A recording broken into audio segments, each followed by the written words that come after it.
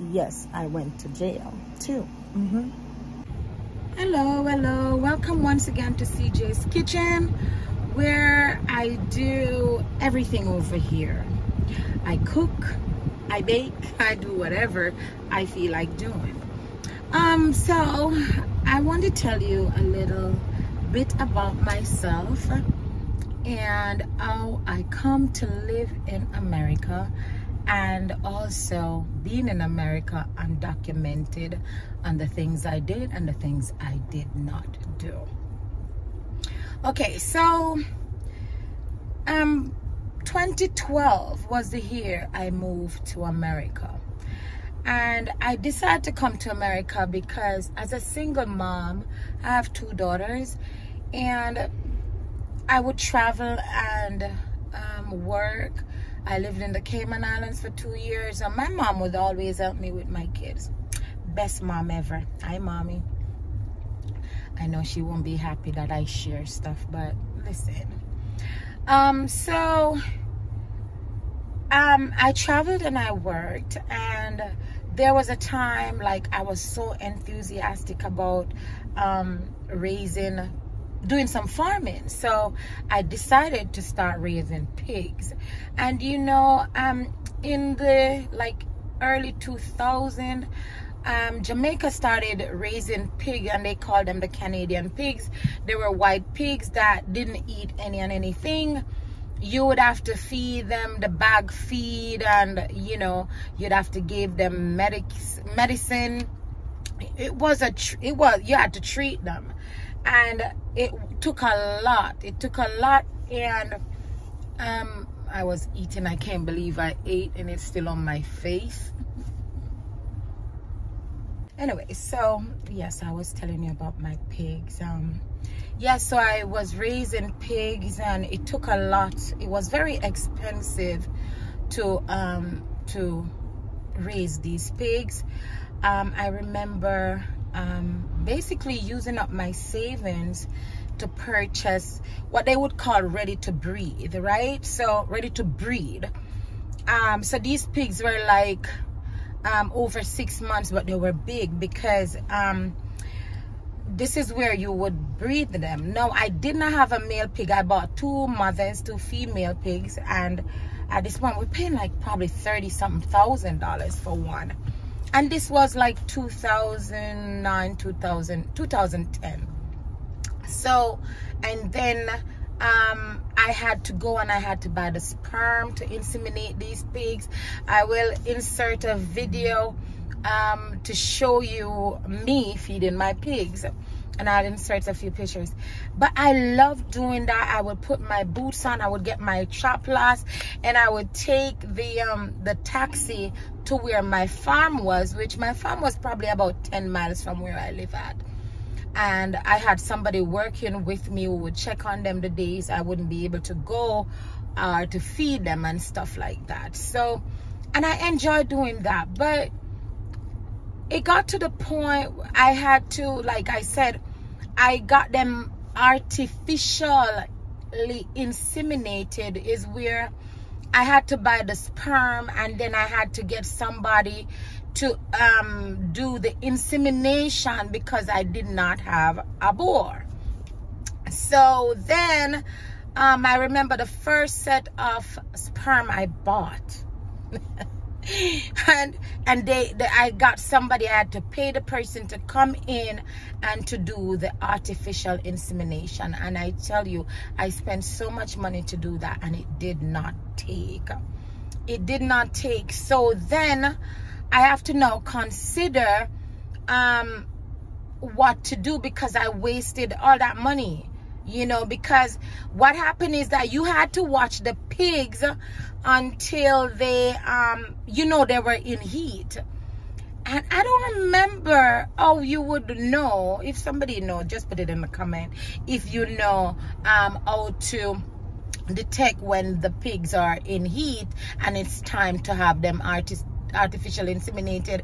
Or I think what had happened is you have a certain amount of days. You have to know the amount of days that they'll be ovulating, and then ovulating and then sound like a woman, you know, going to get pregnant. But then basically it's the same thing. They ovulate and then you have to know when to go get the sperm and get them inseminated before that time passed. And so I did that, and the guy came in and he did the whole thing, and it did not take, which was very disappointing for me. So now I heard of somebody who had a boar that he wanted to sell, and the boar is the male pig, right? And he was selling it.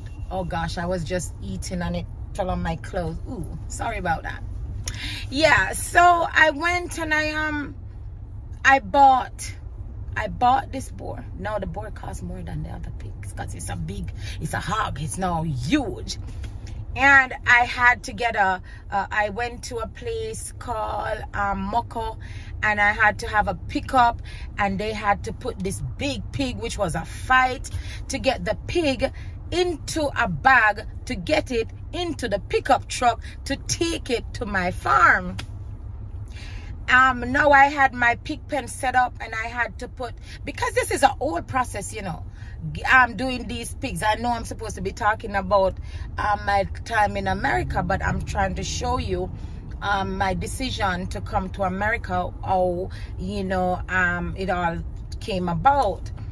I had my visa. I could travel. I worked in the Cayman Islands. I was there for 2 years. I could go back, but I wanted to stay home and do my farming, because in my thought and my mind, I can do this and I love this. And so, and I had my pig pen set up. They had nipples where they would go and drink water from. It was all a big thing. So I bought the boar and I took it there to the pig pen, and I had to just leave it and let nature take its course. Now nature took its course, and after a while I realized my pigs were pregnant. And I think when they dropped, one dropped 7 and one dropped 5. It was not a big litter. Can we say litter with pigs, or is the dog have litter? Whatever it was. But yeah, they dropped 5 and 7.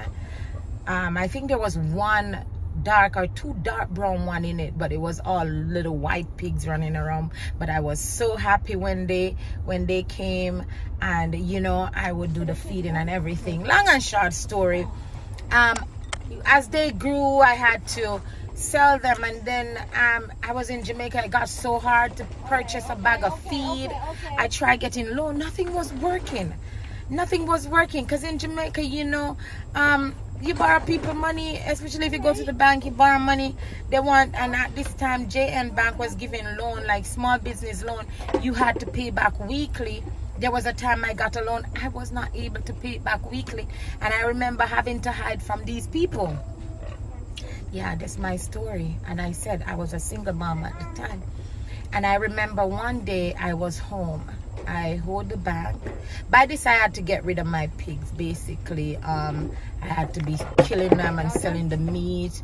Plan didn't go as planned. You know, everything didn't go as planned, right? Now I had to be killing them and selling the meat, and a lot of time when I do that, people will take the meat and they will not want to pay the amount that it was